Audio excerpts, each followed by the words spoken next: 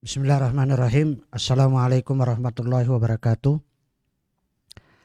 Innal hamdalillah nahmaduhu wa nasta'inuhu wa nastaghfiruh wa na'udzu billahi min syururi anfusina wa min sayyiati a'malina. May yahdihillahu fala mudhillalah wa may yudlil fala hadiyalah. Asyhadu an la ilaha illallah wahdahu la syarikalah wa asyhadu anna Muhammadan abduhu wa rasuluh sallallahu alaihi wasallam wa ba'd. Jamaah sekalian rahimani wa rahimakumullahu jami'an. Alhamdulillah pada sore hari ini kita masih bisa melanjutkan pembahasan kita dari kitab Al-Wajiz fi Fiqh Sunnati wal Kitabil Aziz li Syekh Abdul Azim Badawi hafizahullahu ta'ala. Kita masih dalam bab pembahasan salatil jamaah.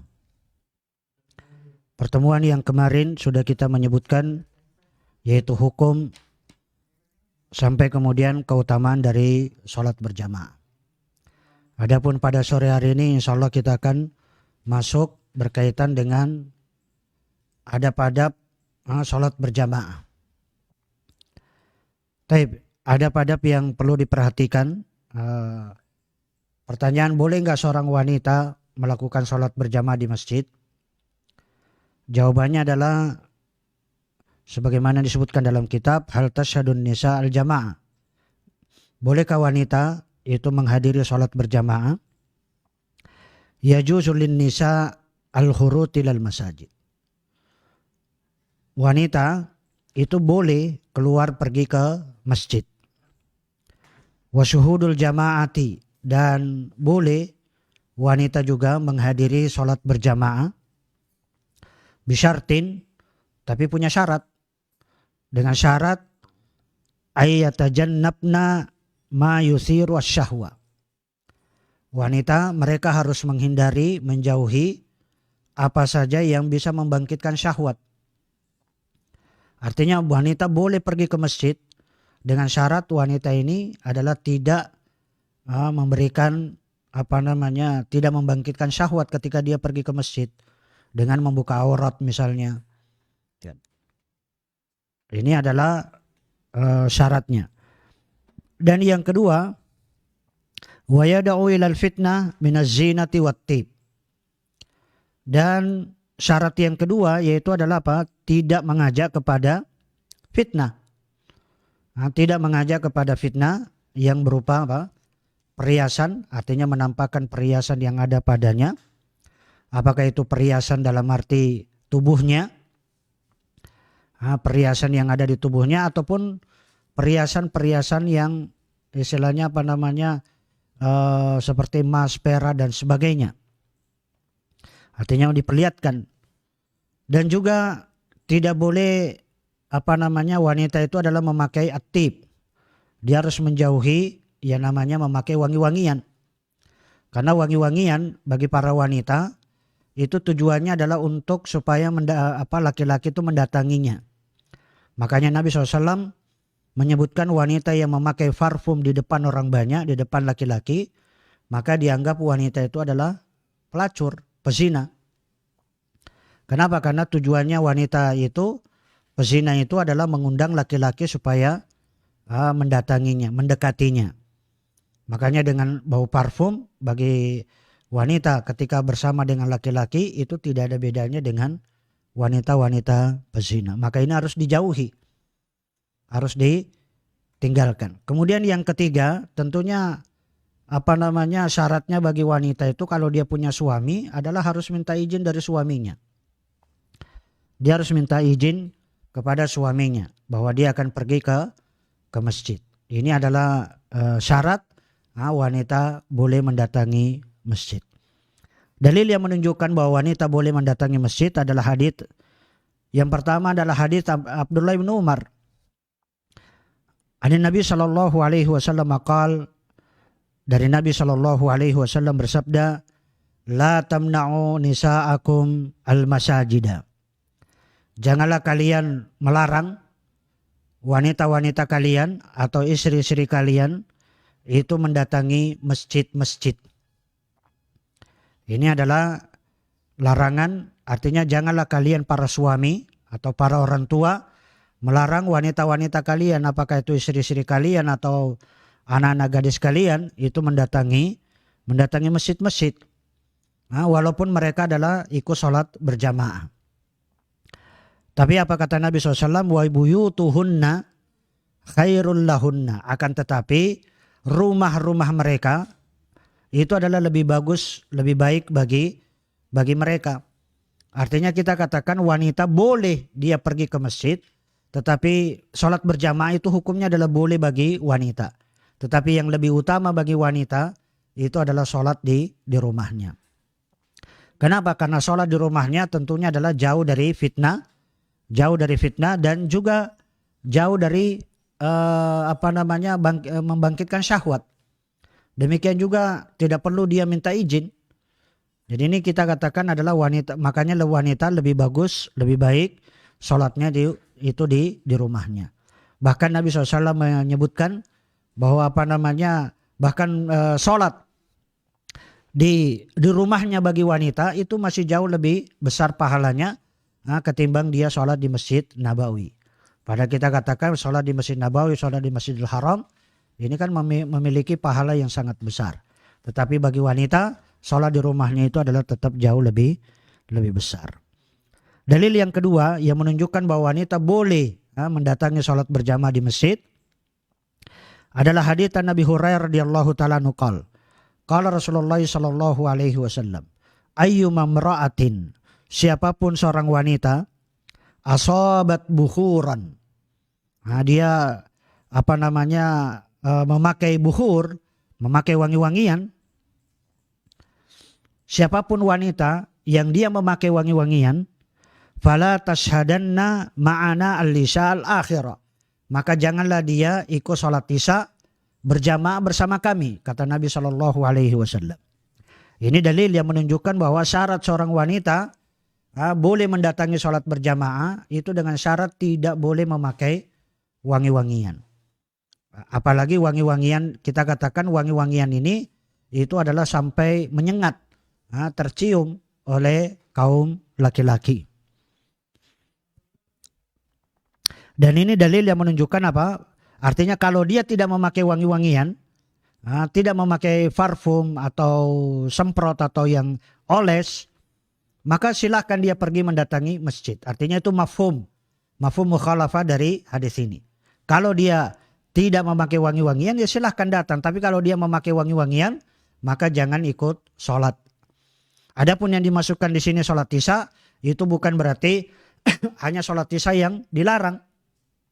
Artinya apa? Semua sholat, apakah itu sholat duhur, sholat asar, sholat maghrib maupun sholat isya, sholat subuh, bagi wanita kalau dia memakai wangi-wangian tetap adalah dilarang.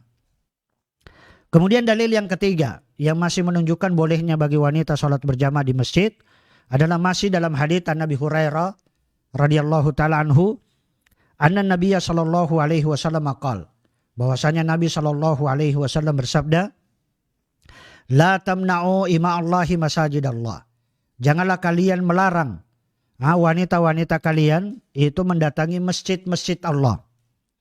Walakin liyakhrujna wa hunna tafilat, tapi akan tetapi hendaklah mereka itu keluar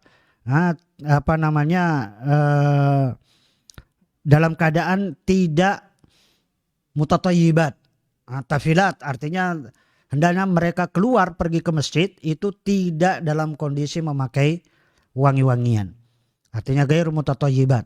Ini dalil yang menunjukkan bahwa selama dia tidak memakai wangi-wangian, maka silakan dibolehkan bagi dia mendatangi sholat berjamaah. Akan tetapi adabnya, bagi wanita itu adalah rumah mereka itu tentunya jauh lebih baik. Baik itu lebih baik dari sisi agamanya, lebih baik dari sisi banyaknya pahala di rumahnya, lebih baik di rumahnya itu artinya dari tingkat kehusuan. Kemudian yang berikutnya juga bahwa di rumahnya itu adalah lebih baik karena dia adalah bebas. Kemudian juga di rumahnya itu adalah jauh lebih baik ditinjau dari sisi, ya kita katakan ditinjau dari sisi syahwat. Artinya kalau dia di rumahnya itu tidak banyak menimbulkan syahwat. Nah, beda kalau dia keluar dari rumah. Juga kita katakan kalau di rumahnya pun dia memakai wangi-wangian, nah ini tentunya adalah dibolehkan. Nah, dibolehkan. Artinya banyak sekali keutamaan bagi wanita itu adalah sholat berjamaah di rumahnya itu lebih besar pahalanya. Al-mar'atu wa in jaza laha al-khuruju ilal masjid. Wanita kalaupun dia dibolehkan keluar ke masjid, artinya dibolehkan dia keluar pergi sholat berjamaah di masjid, illa anna sholataha fi baitiha afdol. Akan tetapi sholat di rumahnya itu adalah lebih utama. Ya kan? Lebih utama dari kita sebutkan tadi, baik dari sisi pahala, dari sisi kehusuan, dari sisi jauhnya dari fitnah, ditinjau dari sisi jauhnya dari syahwat, kemudian ditinjau dari sisi ya kita katakan adalah jauh dari larangan-larangan, jauh dari larangan-larangan. Nah, dalil yang menunjukkan adalah bahwa di rumahnya itu adalah lebih bagus daripada di masjid adalah hadits An-Ummi Humaid As-Sa'idiyah annaha ja'at ila Rasulillah sallallahu alaihi wasallam. Dari Ummu Humaid As-Sa'idiyah bahwasanya beliau pernah mendatangi Rasulullah sallallahu alaihi wasallam.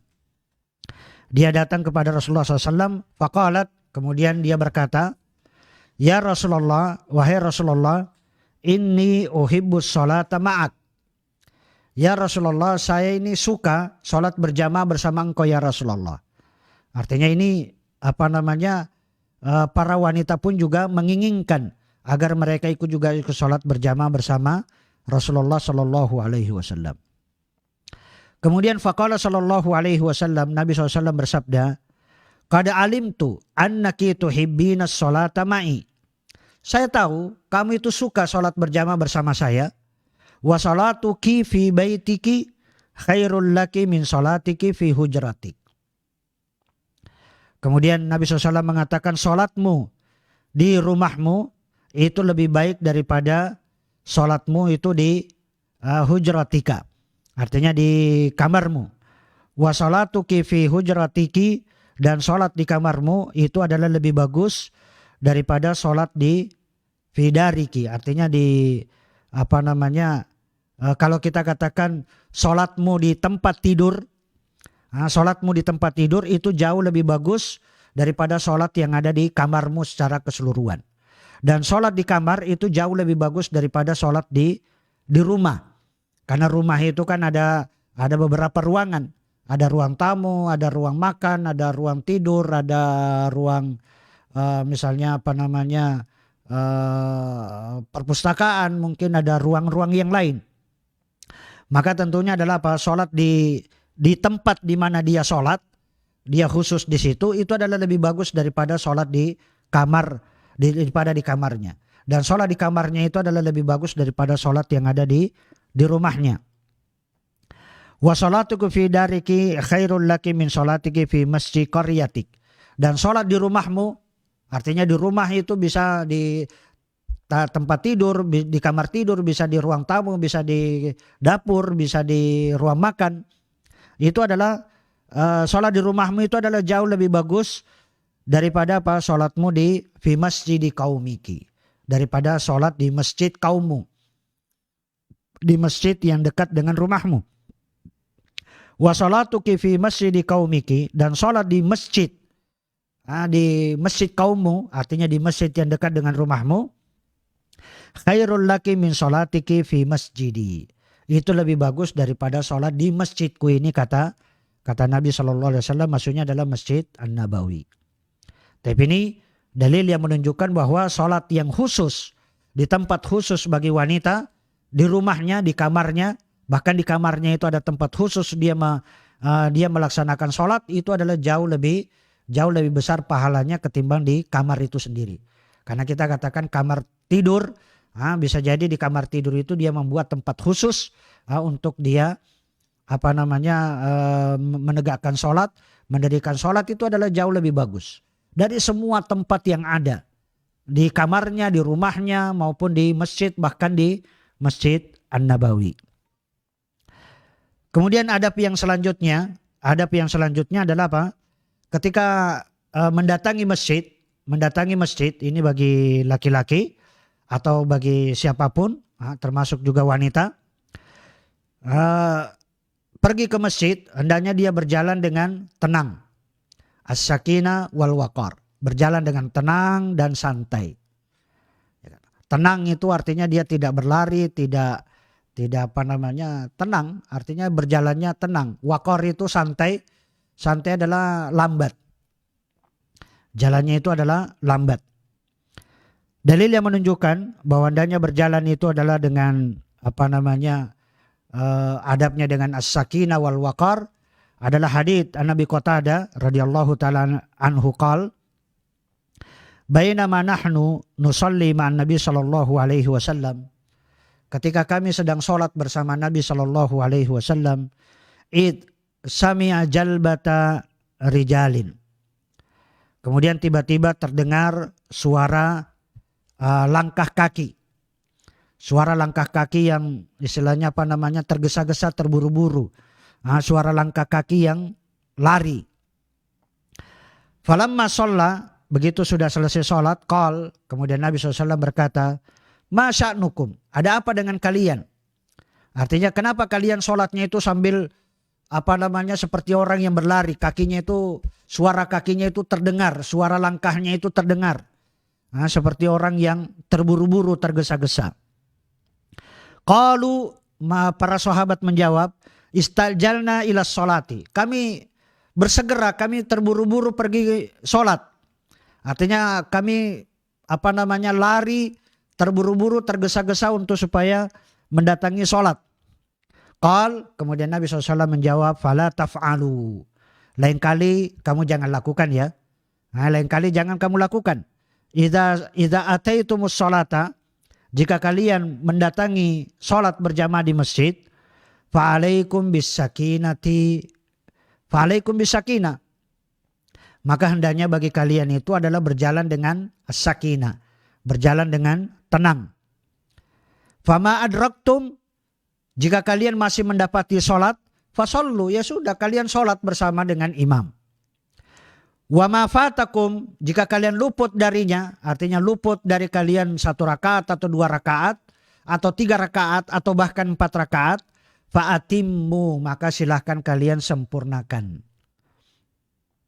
Ini dalil yang menunjukkan kepada kita bahwasanya hendaknya ketika mendatangi masjid itu dengan tenang, dengan santai dan tidak terburu-buru, tidak tergesa-gesa, atau bahkan tidak lari. Karena kita katakan kalau tergesa-gesa lari hanya supaya ingin mendapati sholat 1 rakaat bersama imam, kemudian dia lari, ya kita katakan lari ini akan menyebabkan kita katakan itu akan hilang kehusuan di dalam sholatnya. Kenapa? Karena ketika dia masuk ke dalam shaf dalam kondisi dia habis lari, maka dia itu akan itu akan menyebabkan dia jadi istilahnya ngos-ngosan. Dia ngos-ngosan, nafasnya itu tersengal-sengal, sholat takbir sambil kemudian nafasnya naik turun. Kemudian belum lagi yang kedua itu adalah keringat akan mengucur, yang itu akan membuat gerah, membuat panas badannya. Demikian juga misalnya ya kita katakan itu membuat pikirannya jadi kacau. Artinya tidak membuat dia bisa khusyuk di dalam sholatnya. Maka ini adalah jadi tidak.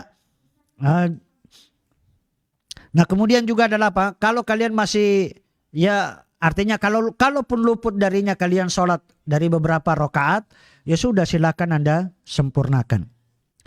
Kemudian dalil yang kedua yang adab yang berikutnya ketika mendatangi sholat berjamaah juga adalah al-waqar. Al-waqar itu santai, berjalan dengan santai, yaitu adalah tangan diletakkan di belakang. Kalau tangan diletakkan di belakang, itu adalah menunjukkan bahwa dia berjalannya itu adalah lambat. Dia berjalannya mesti lambat. Kenapa? Karena kalau tangan diletakkan di belakang. Sebagaimana hadits Nabi Hurairah, Nabi sallallahu alaihi wasallam qala, "Idza sami'tumul iqamah." Jika kalian mendengarkan iqamah salat dikumandangkan, famsu ila sholati, maka berjalanlah kalian pergi sholat di masjid. Wa alaikum bis sakinati wal waqar, maka hendaknya kalian berjalan dengan sakinah, dengan tenang, wal waqar, dengan santai. Wala tusri'u, jangan kalian terburu-buru, jangan kalian tergesa-gesa. Fama adraktum, jika kalian masih mendapati sholat, fasallu, ya sudah silakan sholat bersama imam. Wa ma fatakum, jika luput dari kalian rakaat, maka fa'atimmu, maka silakan Anda sempurnakan. Kemudian yang berikutnya adalah apa? Adab yang berikutnya itu adalah sudah dalam kondisi toharo ketika pergi ke masjid. Artinya pergi ke masjid itu sudah dalam kondisi toharo, sudah dalam kondisi dia sudah bersuci. Ya kan berbeda, kenapa? Karena kalau dia bersuci di rumahnya, itu tentunya niatnya itu sudah ada. Nah, dari awal dia dari rumahnya itu sudah ada niat untuk dia memang sholat berjamaah di masjid. Berbeda dengan orang yang wudunya di toharohnya itu di masjid. Karena toharoh di masjid biasanya adalah apa? Ya kita katakan tentunya berniat sudah ada di rumahnya, memang sudah keluar dari rumahnya, itu sudah dalam kondisi toharoh. Sebagaimana hadits an Ka'ab bin Ujrah, anna Rasulullah sallallahu alaihi wasallam qala, "Idza tawadda'a ahadukum," apabila salah seorang dari kalian sudah berwudu, fa asana wudu'ahu, dan dia sempurnakan wudunya, artinya dia melakukan wudu dengan baik. Tsumma kharaja amidan ilal masjid, kemudian dia keluar sengaja pergi ke masjid, artinya niatnya memang dia adalah pergi ke masjid untuk sholat berjamaah. Fala yusabbikanna baina asabihi fa innahu fi sholatin. Maka Nabi SAW ini juga termasuk adab ketika pergi ke masjid. Artinya adabnya sudah dalam kondisi toharo yang sempurna. Yang berikutnya juga adalah apa? Jangan pergi ke masjid itu dalam kondisi tasbih. Dalam kondisi fala yusabbikanna fa innahu fi sholatin. Jangan kalian pergi ke masjid itu seperti ini. Tasbih itu adalah memasukkan jari jemari tangan ke dalam jari jemari tangan yang lain. Artinya apa? Memasukkan jari jemari tangan kanan ke dalam jari jemari tangan kiri. Ini adalah ketika pergi ke masjid. Maka ini adalah termasuk adab. Nah, hendaknya tangan diletakkan jadi tangan di belakang, atau kemudian berjalan biasa. Jangan pergi ke masjid dalam kondisi tasbih. Ini adalah termasuk adab yang perlu diperhatikan. Kemudian adab yang selanjutnya ketika dia sudah sampai di masjid, maka adabnya adalah dia hendaknya berdoa. Berdoa ketika akan masuk ke dalam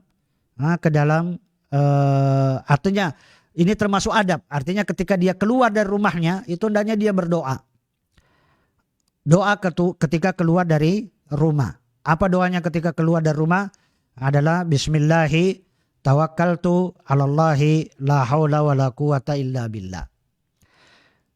Bismillah, dengan nama Allah Subhanahu wa taala, tawakkaltu, saya berserah diri, Allah, kepada Allah, wala haula wala quwata illa billah, tidak ada daya dan tiada kekuatan melainkan dengan pertolongan dari Allah Subhanahu wa taala. Yuqalu lahu, barang siapa yang berdoa ketika sudah keluar dari rumahnya dia berdoa doa ini, bismillah tawakkaltu 'alallahi la haula wala quwata illa billah, maka apa kata Nabi SAW? Hudita, maka kalian pasti akan diberikan petunjuk. Kalian pasti akan diberikan hidayah. Wa kufita, dan kalian akan dicukupkan. Artinya dicukupi jadi jangan merasa rugi ketika keluar dari rumah pergi sholat berjamaah. nanti saya rugi. Saya rugi kalau seorang pedagang dia mengatakan saya meninggalkan setengah jam di tokonya itu akan saya rugi. Ketika keluar di rumahnya nanti saya rugi. Ketika itu tidak. Justru Allah Subhanahu wa taala akan mengatakan kufita. Keluarnya kalian dengan niat ikhlas pergi ke masjid, maka kufita, maka Allah Subhanahu wa taala akan memberikan kecukupan. Wa wukita. Bukan hanya diberikan kecukupan tapi juga akan dijaga. Akan diberi penjagaan. Wa wukita, akan dijauhkan dari gangguan-gangguan manusia ataupun akan dijauhkan dari gangguan-gangguan syaitan. Wa tanaha anhu syaitan, dan juga termasuk dijauhkan dari syaitan. Wa kita juga di sini kita katakan adalah gangguan-gangguan dari makhluk, apakah itu dari manusia maupun dari binatang, ataupun gangguan-gangguan yang lain. Wa tanaha anhu syaitan, dan dijauhkan juga dari syaitan. Ini kalau kita keluar dari rumah mengucapkan bismillah tawakkaltu 'alallahi la haula wala quwata illa billah. Dan bacaan doa ini bukan hanya ketika pergi ke masjid saja, tapi kapan saja ketika kita keluar dari rumah, maka hendaknya kita berdoa. Berdoa. Karena ini tentunya adalah memiliki keutamaan yang sangat besar. Doa ini memiliki keutamaan adalah sebagai bentuk adalah pertama, bahwa kita ingin mengikuti sunnah Nabi Shallallahu Alaihi Wasallam. Yang kedua tentunya kita hidupkan. Dengan kita membaca doa ini keluar dari rumah, tentunya kita menghidupkan sunnah Nabi SAW. Yang berikutnya tentunya adalah kita ingin mengamalkan sunnah Nabi SAW. Dan tentunya kita menjaga doa ini, itu adalah sebagai bentuk kecintaan kita kepada Allah Subhanahu Wa Taala. Dan tentunya kita berdoa ini berharap agar kita ini diampuni dosa-dosa kita.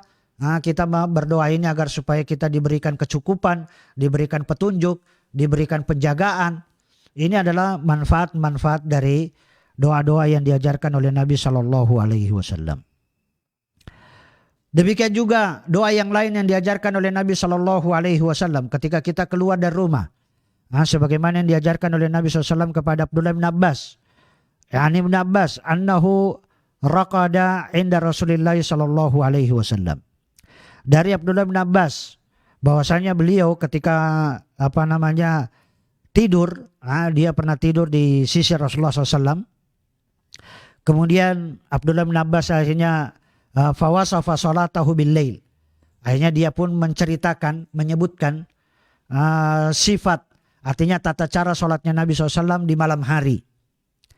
Ini Abdullah bin Abbas menceritakan, karena Abdullah bin Abbas termasuk sahabat yang dia bisa bermalam di rumah Nabi SAW. Kenapa? Karena bibinya Abdullah bin Abbas ini adalah istri Nabi Shallallahu Alaihi Wasallam. Makanya dia bisa bermalam di rumah Nabi Shallallahu Alaihi Wasallam. Dan dia ingin tahu, dan ini termasuk kelebihan sahabat.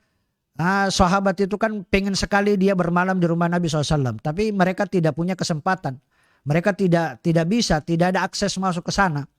Kecuali yang seperti sahabat Abdullah bin Abbas, kemudian Abdullah bin Umar. Itu kenapa? Karena dia punya punya bibi, ada punya saudara yang itu adalah istri Nabi Shallallahu Alaihi Wasallam. Tsumma qala, kemudian beliau berkata, artinya Abdullah bin Abbas menyebutkan, fa'adzanal mu'adzin, kemudian mu'adzin pun mengumandangkan azan. Fa kharaja ila sholati, maka Nabi SAW keluar pergi ke masjid. Wa huwa yaqul, dan Nabi SAW berdoa ketika keluar dari rumahnya, yaitu adalah Allahumma ja'al fi qalbi nura. Ya Allah, berikanlah cahaya di hatiku. Wa fi lisani nura, dan di lisanku cahaya. Waja'al fi sam'i nura, dan buatlah pendengaran saya ini cahaya. Waja'al fi basari nura, demikian juga penglihatan saya cahaya. Waja'al min khalfi nura, demikian juga yang ada di belakang saya jadikan cahaya. Wa min amami nura, demikian juga yang ada di depan saya jadikan cahaya. Waja'al min fawqi nura, jadikan di atas saya itu adalah cahaya. Wa min tahti nura, di bawah saya juga adalah cahaya. Allahumma atini nura, ya Allah berikanlah cahaya itu kepadaku. Artinya berikanlah kepadaku, itu adalah cahaya, artinya dari seluruh tubuhnya, dari seluruh apa yang ada pada dirinya, dan termasuk artinya apa namanya, cahaya dari segala sisi, dari segala penjuru. Tapi ini adalah doa yang diajarkan oleh Nabi SAW ketika kita keluar dari rumahnya. Kemudian adab yang selanjutnya ketika pergi ke masjid adalah apa? Kita adalah berdoa juga ketika masuk ke dalam masjid. Ketika kita sudah sampai di masjid, maka kita pun juga adalah berdoa. Ma yaqulu inda dukhulil masjid. Apa doa yang kita baca ketika kita masuk ke dalam masjid? Adalah sebagaimana yang diajarkan oleh Nabi SAW, yaitu adalah a'udzubillahil azim wa biwajhihil karim wa sultanihil qadim minasyaitonir rajim. Sebagaimana hadis dari Abdullah bin Amr bin Al-As radhiyallahu ta'ala anhu, ani Nabi sallallahu alaihi wasallam qala, dari Nabi sallallahu alaihi wasallam, annahu kana idza dakhala al-masjid. Nabi SAW apabila akan masuk ke dalam masjid, ini juga jamaah sekalian saya ingatkan bahwa ketika kita mendapati hadis, artinya bagi mereka yang belajar bahasa Arab, kana idza dakhala, apabila jangan diartikan telah masuk, artinya dia adalah fi'il madhi, menggunakan fi'il madhi, tapi di sini apa dijelaskan oleh para ulama, fi'il madhi tapi maknanya adalah fi'il mudhari. Maksudnya apa? Idza arada ayyadkhula, bukan ketika sudah masuk ke dalam masjid baru berdoa, tapi adalah apa? Idza dakhala ahadukum, idza dakhala al-masjid, apabila akan masuk ke dalam masjid, bukan ketika sudah masuk ke dalam masjid. Maka apa? Qal, hendaknya dia berkata, a'udzubillahil azim wa biwajhihil karim wa sultanihil qadim minasyaitonir rajim. Ini adalah doa ketika akan masuk ke dalam masjid. Demikian juga doa yang lain. Bukan hanya doa ini yang diajarkan, tapi ada doa yang lain yang juga diajarkan oleh Nabi SAW ketika akan masuk ke dalam masjid. Sebagaimana yang diajarkan dari Fatimah binti Rasulullah SAW. An Fatimah binti Rasulullah SAW qalat, karena Rasulullah SAW adalah Rasulullah SAW idza dakhala al-masjid, apabila akan masuk ke dalam masjid, bukan diartikan juga apabila telah masuk ke dalam masjid. Yaqul, Nabi SAW berkata, berdoa ketika akan masuk ke dalam masjid, Bismillah wassalamu ala Rasulillah. Bismillah, dengan nama Allah. Wassalamu ala Rasulillah, semoga keselamatan kepada Rasulullah.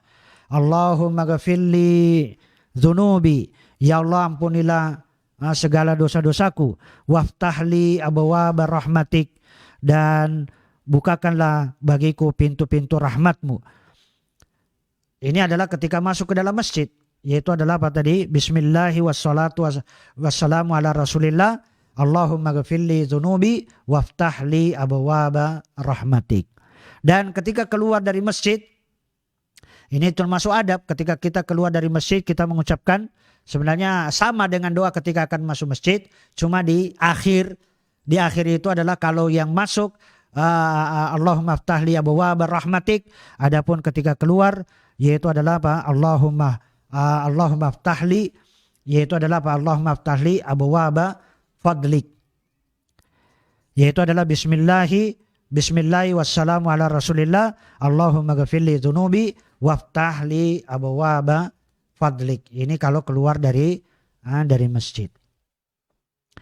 Kemudian adab yang selanjutnya ketika sudah masuk ke dalam masjid, ketika sudah di dalam masjid, maka adalah apa? Maka adabnya itu adalah sholat tahiyatul masjid. Sholat tahiyatul masjid. Makanya para ulama menyatakan apa? Mendahulukan sholat tahiyatul masjid ketimbang mengucapkan salam kepada yang ada di dalam masjid. Ketika misalnya ketika kita masuk masjid, mana yang didahulukan? Mengucapkan salam kepada orang yang ada di dalam masjid, baru kemudian setelah itu sholat tahiyatul masjid, atau sholat tahiyatul masjid baru kemudian mengucapkan salam. Tentunya para ulama menyatakan adalah mendahulukan sholat. Mendahulukan sholat tahiyatul masjid terlebih dahulu. Kenapa? Karena sholat tahiyatul masjid itu adalah pertama haknya masjid. Itu adalah haknya masjid. Kemudian adapun kepada orang, itu adalah nanti haknya, ya kita mendahulukan haknya masjid haknya Allah Subhanahu wa taala, setelah itu baru haknya manusia. Dan adapun hukum sholat tahiyatul masjid di sini itu juga adalah masalah khilaf di antara para ulama. Ada khilaf di antara para ulama dan dan pendapat yang kuat Allah taala alam ini adalah bahwa ini adalah sunnah. Jadi sholat tahiyatul masjid itu adalah sunnah. Karena di kitab Al-Wajiz itu mengatakan hukumnya adalah wajib. Jadi sholat tahiyatul masjid dikatakan hukumnya adalah wajib. Jadi karena itu adalah perintah. Fa iza dakhala al-masjid, apabila telah masuk ke dalam masjid, maka beliau kata Syekh Abdul Latif Badawi, wajib alaihi, wajib baginya sholat yusolli raka'ataini, adalah sholat 2 rakaat qabla ayyajlis, sebelum dia duduk. Makanya dia katakan sholat tahiyatul masjid hukumnya adalah wajib. Berbeda dengan jumhur ulama. Kalau jumhur ulama menyatakan bahwa sholat tahiyatul masjid adalah sunnah, bukan wajib.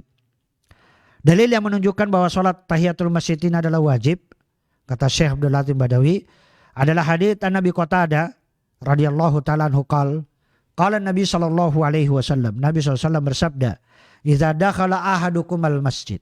Apabila salah seorang dari kalian masuk ke dalam masjid, fala yajlis, maka janganlah dia duduk hatta yusolli raka'ataini, sampai dia sholat 2 rakaat.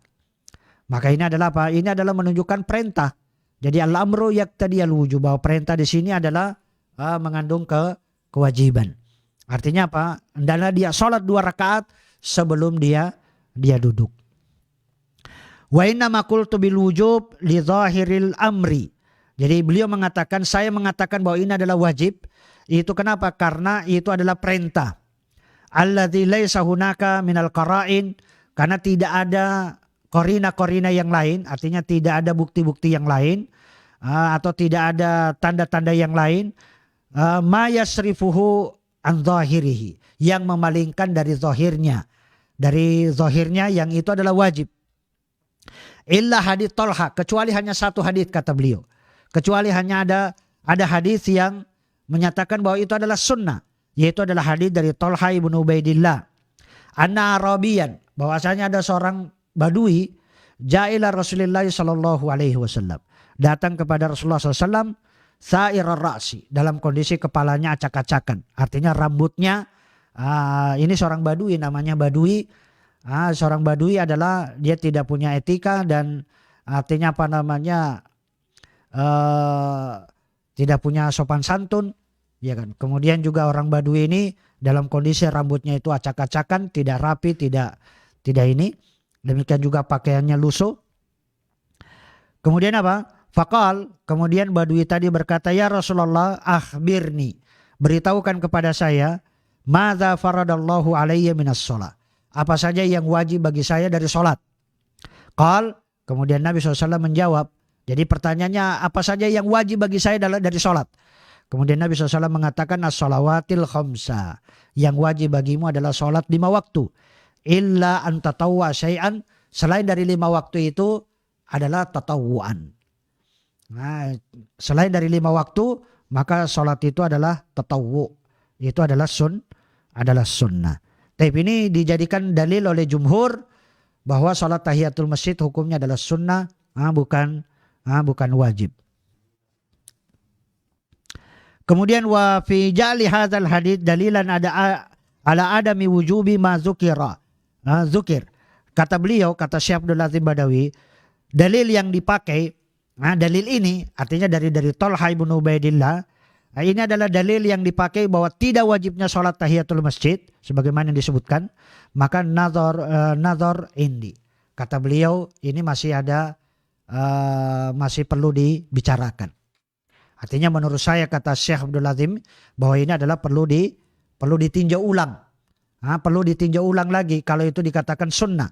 Jadi ini perlu ada dialog, perlu diskusi, perlu dibicarakan kembali. Lianna ma waqa fi mabadi ta'alim, karena apa yang terjadi di awal-awal pengajaran, la yasihu at-ta'alluq bihi fi sarfi ma warada ba'dahu. Itu tidak bisa dijadikan apa? Tidak boleh mengaitkan itu dalam memalingkan apa yang telah disebutkan atau yang datang sesudahnya. Wa illa lazima qasru wajibati syar'iyyah bi asriha ala al-khamsil mazkura. Karena kalau tidak maka itu akan qasru wajibati syar'iyyah bi asriha ala khamsi al-mazkura wa innahu kharqu lil ijma'. Dan kata beliau bahwa ini akan ini akan menyebabkan celah, akan menyebabkan istilahnya ada kekurangan dari ijma', dari kesepakatan, dan itu akan membatalkan jumhur syariah. Fal haqqu annahu yu'khadhu bid dalilil mutaakhir, maka dia mengatakan hendaknya kita mengambil dalil yang terakhir. Dalil yang terakhir itu maksudnya dalil yang iza dakhala ahadukum al masjid. Artinya sholat tahiyatul masjid itu adalah yang belakangan. Karena hadis dari Tolha itu dianggap hadisnya itu adalah yang terdahulu.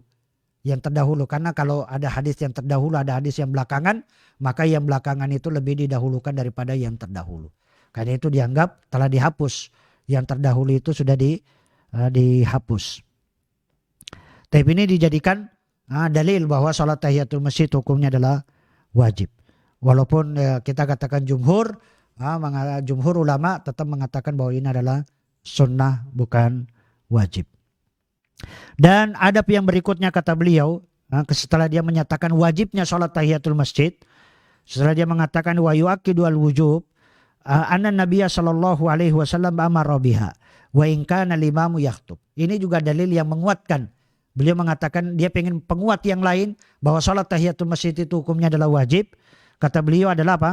Ini adalah perintah. Perintah dari Nabi SAW walaupun dia katakan apa? Walaupun imam itu sedang khutbah Jumat. Walaupun imam itu sedang khutbah Jumat, kalau dia masuk ke dalam masjid, maka wajib bagi dia sholat tahiyatul masjid. Tidak boleh dia duduk sampai dia sholat. Padahal kita katakan mendengarkan khutbah itu kan hukumnya adalah wajib. Dan tidak mungkin membatalkan yang wajib kecuali itu hukumnya adalah wajib juga. Jadi dia pengen mengatakan, jadi yang menguatkan, beliau pengen mengatakan bahwa sholat tahiyatul masjid itu hukumnya adalah wajib. Kenapa? Karena ketika khotib sedang di atas mimbar, mendengarkan khotib itu kan juga wajib. Ya kan? Dan tidak bisa dipalingkan dari wajib ini kecuali perkara itu adalah wajib juga.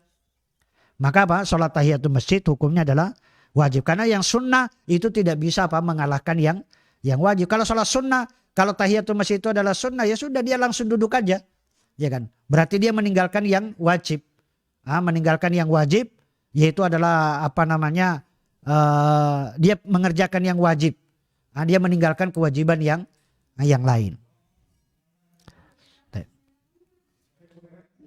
Dalil yang lain, dalil yang menunjukkan bahwa ini adalah yang menguatkan bahwa salat tahiyatul masjid ini hukumnya adalah wajib adalah hadits Jabir. An Jabir bin Abdullah radhiyallahu taala anhu qala Jarojulun, telah datang seorang, wan Nabi sallallahu alaihi wasallam yakhtubun nas. Padahal Nabi SAW itu sedang khutbah di hadapan manusia. Yaumal Jum'ati, pada hari Jumat. Faqal, kemudian Nabi SAW berkata kepada si fulan, seseorang yang baru masuk ke dalam masjid. Dia langsung duduk. Rasulullah tanya, as-sholaita ya fulan? Kamu sudah sholat 2 rakaat wahai fulan? Qal, la. Si fulan mengatakan, belum ya Rasulullah, tidak. Atau tidak ya Rasulullah. Qal qum farka rakataini. Kalau begitu bangkitlah, berdirilah dan sholatlah 2 rakaat. Artinya ini dijadikan dalil bahwa sholat tahiyatul masjid hukumnya adalah wajib walaupun khatib itu di atas mimbar. Seandainya meninggalkan sholat tahiyatul masjid itu dibolehkan, artinya ditinggalkan dalam satu keadaan, tentunya kenapa? Dan tentunya itu akan dibiarkan sahabat ini tetap duduk, tidak diperintahkan oleh Nabi SAW untuk berdiri sholat 2 rakaat. Kemudian adab yang selanjutnya ketika sholat berjamaah juga adalah apa? Idza uqimatis sholat fala sholata illal maktubah. Ini termasuk adab juga dalam sholat berjamaah adalah apa? Apabila iqamah sholat dikumandangkan, apabila sudah iqamah dikumandangkan, iqamah sholat sudah dikumandangkan, maka fala sholata, tidak ada sholat. Artinya tidak ada sholat nafilah, tidak ada sholat sunnah, illa al-maktubah, kecuali hanya sholat wajib. Artinya semua sholat sunnah itu dibatalkan kalau iqamah sholat sudah dikumandangkan, kecuali itu adalah sholat wajib. Kenapa? Karena ya kita katakan sholat ini adalah sholat wajib, maka untuk membatalkan yang wajib pun juga harus dengan yang wajib. Makanya apa namanya? Maka semua sholat sunnah itu dibatalkan ketika sudah iqamah sholat dikumandangkan.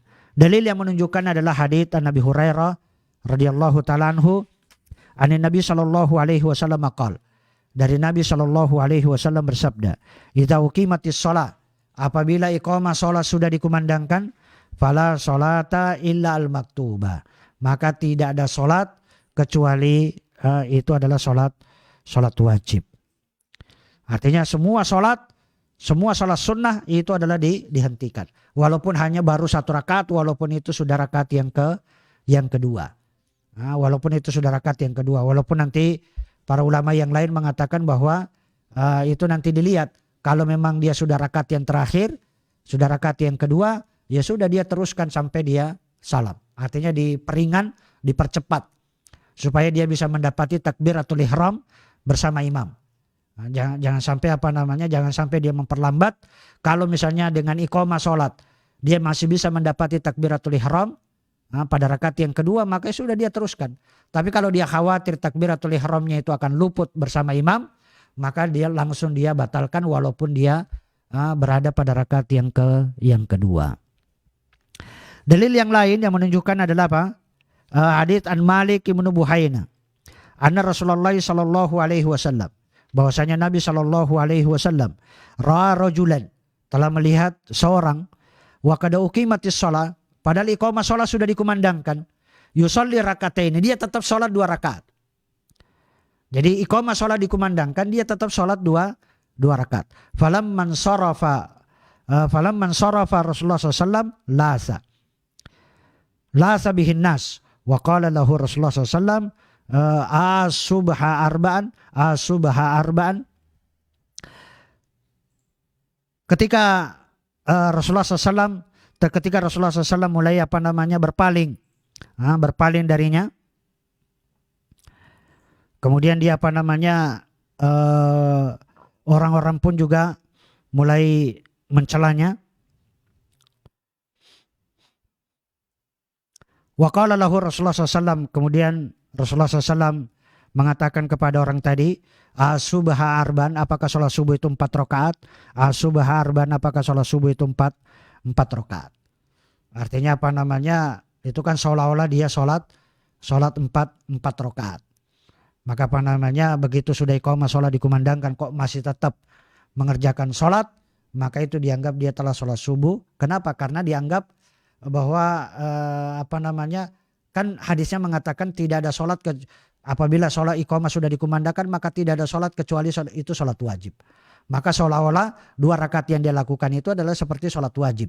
Kalau itu sholat wajib, sementara subuh 2 rakaat juga adalah sholat wajib, berarti dia seolah-olah sholat subuh itu 4 rakaat. Dia telah seolah-olah dia telah sholat subuh 4 rakaat. Makanya Nabi SAW bertanya, ini pertanyaan tidak butuh jawaban. Asubha arba'an, artinya itu pengingkaran. Ini adalah bentuk pengingkaran. Apakah sholat subuh itu 4 rakaat? Apakah sholat subuh itu 4 rakaat? Bukan penetapan, tapi itu adalah bentuk celaan, bentuk pengingkaran dari Nabi Shallallahu Alaihi Wasallam. Kemudian adab yang berikutnya ketika sholat berjamaah, yaitu adalah hendaknya kita berusaha untuk bisa mendapati takbiratul ihram bersama imam. Adalah berusaha untuk mendapati takbiratul ihram itu bersama imam. Kenapa? Karena di situ mendapati takbiratul ihram bersama imam, di situ ada keutamaan. Apa keutamaan yang diberikan bagi mereka yang artinya sholat berjamaah bersama imam? Dari awal artinya mendapati takbiratul ihram, maka apa? Akan dicatat baginya 2 perkara dia berlepas diri. Nah, dia berlepas diri dari 2 perkara. Yang pertama adalah bara'atu minan nar, dia akan berlepas diri dari api neraka. Dan yang kedua bara'atu minan nifaq, dan dia akan berlepas diri dari kemunafikan. Sebagaimana disebutkan dalam hadis dari Anas bin Malik radhiyallahu ta'ala anhu qala Rasulullah sallallahu alaihi wasallam man shalla lillahi arba'ina yawman fi jama'atin. Barang siapa yang sholat karena Allah Subhanahu wa taala, artinya dia mengerjakan sholat itu ikhlas karena Allah Subhanahu wa taala, arba'ina yawman, selama 40 hari, fi jama'atin, berjamaah, yudrikut takbiratul ula, dia mendapati takbiratul ula, artinya takbiratul ihram bersama imam. Maka apa? Itu 40 hari. Nah, bagaimana kalau dia sholat misalnya tahunan, setahun tidak pernah meninggalkan takbiratul ihram? Bagaimana kalau dia 20 tahun, 40 tahun dia tidak pernah meninggalkan takbiratul ihram bersama imam? Maka apa? Tentunya akan betul-betul akan dijauhkan darinya apa? Bara'atu minan nar, dia akan dijauhkan dari api neraka, dan bara'atu minan nifaq, dan akan dijauhkan dari kemunafikan atau yang berlepas diri dari kemunafikan. Wallahu taala alam. Saya kira itu yang bisa sampaikan berkaitan dengan ini. Insyaallah masih kita lanjutkan, yaitu adalah adab-adab yang lain dalam salat berjamaah. Aqulu qouli hadza astaghfirullah li wa lakum. Assalamualaikum warahmatullahi wabarakatuh.